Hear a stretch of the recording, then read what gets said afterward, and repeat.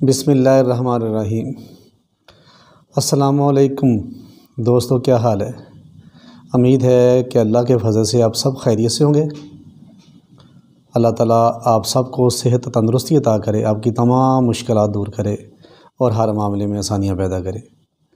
تو ناظرین، آج کا میرا موضوع گھٹنوں کی چکنائی اور جسم کے جو حصے بھی ہے جہاں چکنائی کم ہو گئی، چاہے کمر ہو، گھٹنے ہو، ایڑیاں ہوں، جہاں بھی جسم میں چکنائی کم ہو گئی ہو اور اس کے ساتھ ساتھ درد رہتی ہو، کمر میں درد رہتی ہو یا جوڑوں کے جس حصے میں درد رہتی ہو یا گھٹنوں میں جہاں درد رہتی ہو، اس نسخہ کے متعلق ہے۔ اس کی وجہ سے چکنائی کے کم ہو جانے کی وجہ سے گھٹنوں سے خصوصاً اور کمر سے کرچ کرچ کی آوازیں آتی ہیں، اٹھتے بیٹھتے چلتے پھرتے، اور خصوصاً سجدے اور رکوع میں جاتے ہوئے بھی یہ کرچ کرچ کی آوازیں محسوس ہوتی ہیں۔ تو یہ نسخہ اس مرض کے متعلق ہے اور بہت ہی مختصر سا نسخہ ہے اور نہایت بنانے میں آسان ہے۔ اگر یہ کوئی نسخہ بنا لے تو ٹھیک، اگر نہ بنا سکے تو سکرین کے اوپر میرا نمبر دیا گیا ہوتا ہے، تو مجھ سے کانٹیکٹ کر کے واٹس ایپ پہ کانٹیکٹ کر کے مجھ سے رابطہ کر سکتا ہے، تو اس کے بنانے میں مدد بھی کروں گا۔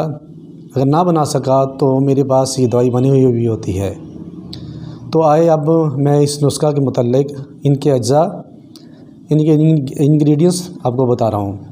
سب سے پہلے ہے اجوائن دیسی 125 گرام، گوند کیکر 125 گرام، گوند سوہانجنا 125 گرام، سورنجان تلخ 75 گرام۔ تو ناظرین، بنانے کا طریقہ یہ ہے کہ سب اجزاء کو لے کر علیحدہ علیحدہ پیس لیں یا اکٹھے پیس لیں اور باریک پاؤڈر کر لیں۔ کوشش کریں کہ یہ پاؤڈر کپڑ چھان کر لیں تو سب سے بہتر ہے، یا کوئی باریک چھاننی میدے والی چھاننی ہو تو اس میں چھان لیں تو سب سے بہتر ہے۔ تو چھان کر آپس میں مکس کر لیں۔ تو مکس کرنے کے بعد اگر چھوٹا چمچ ہے، چینی والا چمچ ہو تو 2 بار یا 3 بار، مرض کی شدت زیادہ ہو تو 3 بار استعمال کریں۔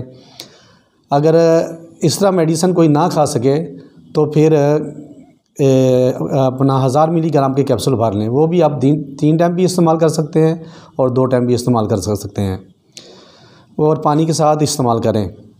تو جیسے استعمال کریں گے انشاءاللہ آپ کو بہت جلد افاقہ ہو جائے گا۔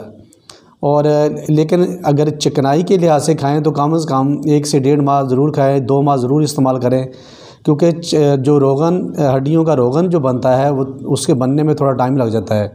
لیکن جب بھی یہ دوائی استعمال کریں تو اس سے پہلے کوئی قبض کا شاہ یعنی کہ ملین دوائی ضرور استعمال کر لیں۔ تو انشاءاللہ اللہ کے فضل سے آپ مجھے دعاؤں میں یاد کریں گے۔ اللہ تعالیٰ آپ کا حامی و ناصر ہو۔ والسلام۔